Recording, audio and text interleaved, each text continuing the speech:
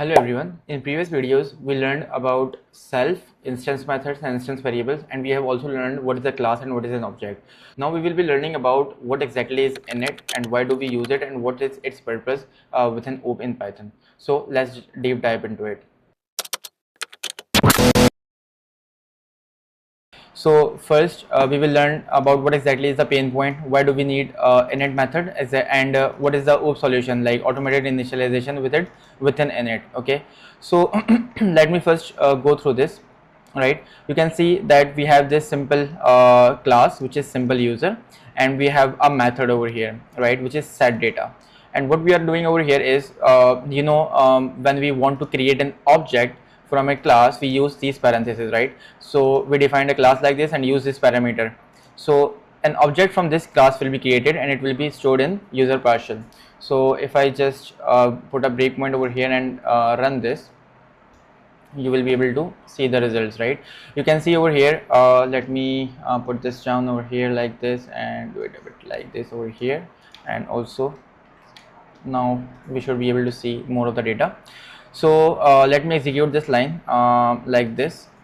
You can see that now I have this user partial, right? And this user partial, it is a simple user object which is at this particular address AD0. Okay, and this has exactly just one method, right? So if I execute this line, what it will do is it will use user partial dot name, which will be an instance property, and store Shamil value in it. So if I hit this like this, you can see that now I have an instance variable called name and it has Shamil in it.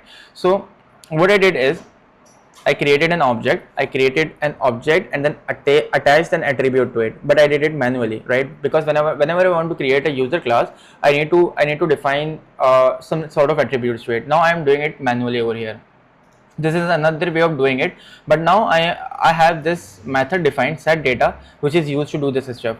Now what problem could I face? I might be able to create an object but forget to call this particular method. For example, something like this, right? Let's say I just did user equal to simple user but forget to call this method later on. So this could be some sort of problems that we might face, due to which init method is for us. So let me just execute it for now, just so that we do get some sort of visual. So when I executed this line, you can see that now I'm over here.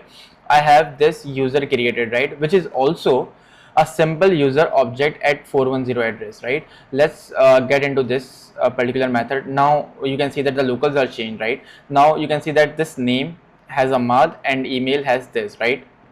When I do self.name equal to name, what would happen is that the object would have this property assigned. And what exactly is the object? I have repeated it in the previous video. You can see that what is self over here. Self is main dot simple user object at this. So if I open the globals over here, what do you see here?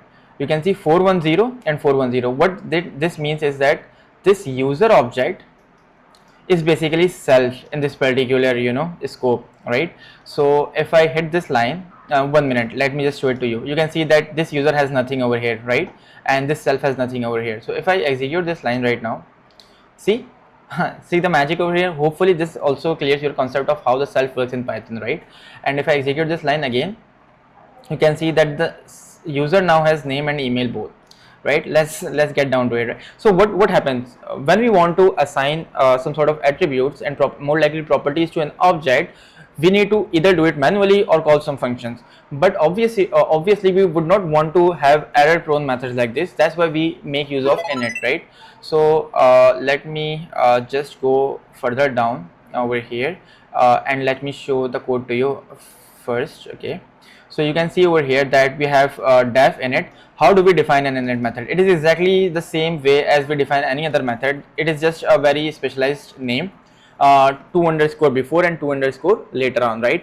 And when we join 2 underscores, we call it as a short form as dunder methods. In Python, whenever you see some methods in which we have 2 underscores here and there, then we prefer to call it dunder methods, or you can call it specialized methods and stuff like that, right? Now let's define what exactly is this. So now we have a class user, and I'll also be defining some sort of patterns over here that I have commented, right? So we have this class as user, and then we have this function which is init, and first argument is first parameter is self, and we know that self refers to the object which is calling this class, right? So then we have email, and we have name, and we have role. So you can see email and name, these both are required parameters, and role is not a required parameter. So that means that whenever I am trying to create an object from a class, I always have to provide email and name, but I don't have to provide the role. And other parameters is that, for example, now I can also do some sort of validations. For example, that we have over here, you can see this if @ not in email. So obviously what we have over here is that, for example, if somebody is providing an email, then I can put some sort of validations over here. I can put other forms of validations as well. For example, only emails from gmail.com are allowed, only emails from yahoo.com are allowed. You can put all sort of validations within an init method as well. So let's move down to it. We already saw this pattern above, right? What this does is it assigns this value to the self, to the object's attribute, right? We are clear with this one, and this is simply a logic, right? Self.domain equals to email.split. Our emails would be split, and you know the domains would be assigned to this one. And then this is pattern 3. This is called derived attribute. For example, some sort of data is provided, but we derive another form of data. For example, Shamil at hasab.tech, right? Shamil at hasab.tech. I want a domain, so I removed everything from Shamil at hasab and just took hasab.tech and used it as a domain. You must have gone to some websites which do not allow gmail.com, yahoo.com, and they prefer that you use your business emails, right? So that kind of validations are used when you are signing up to their platforms. And then these are internal default attributes. For example, these are some attributes which are going to be assigned to every user that is going to be registered. For example, by default you want the users to be active, and you want their logins attempt for the start to be 0, right? Something like that, just for an example. These kind of, this kind of pattern is called internal default attributes, fixed default, something like that. And then we have another pattern in which we prefer to have some sort of start generated. For example, when was this user created, right? Or for example, what would be the user ID of this user? So if you are aware of minor database concepts, in SQL we have some sort of primary key, in NoSQL and MongoDB we have object IDs, right? So by default they assign them, but in some sort of applications we prefer to assign our own user IDs, and one of the most famous library within Python is UUID. So these are some sort of examples that I have used over here to define an init method, right? So just to repeat again, init is just an specialized method with 2 underscores before, 2 underscores afterwards. Whenever we are creating an object, it will be called automatically. Now let me show it to you. Okay, so I already have a breakpoint over here, right? So what I would do is I will just continue over here. Now my code is here, right? So let's get down to it, how it works. The locals would be changed now, right? Because now we are inside this calling method.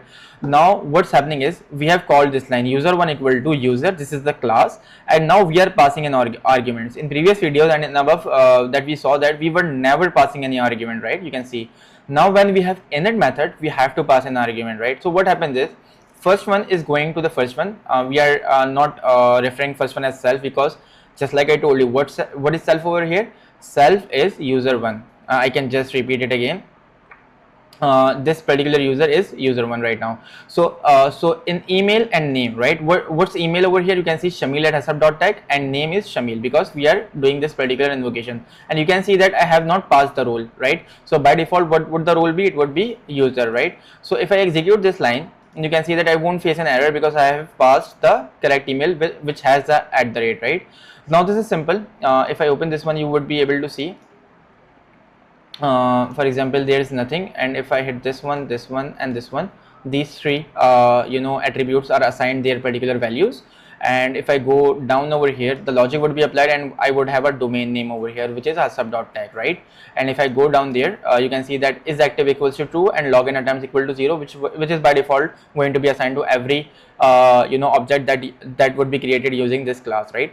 So moving forward, UUID is used and the 8 characters are stored like this, and so the user1 is created. Same thing would happen with user2 as well, so I won't go deep down into it. If I just click on continue over here, you would see that the user2 is also created, which has, you can see, all of these properties, but the difference would be in role admin and role user, because now I have defined the role manually. So basically this is how we prefer to call init method, and this is kind of the problem that it solves. So what you have to memorize or remember is that when we are instantiating an object from a class, so init method would be executed directly. We don't have to call it manually, and we can use init method to do some sort of validations, to create some sort of attributes, drive some sort of attributes, having some default attributes, stuff like that. We can do all sort of stuff within our init method. So I guess and I hope this information would be much clear to you. So thank you for watching.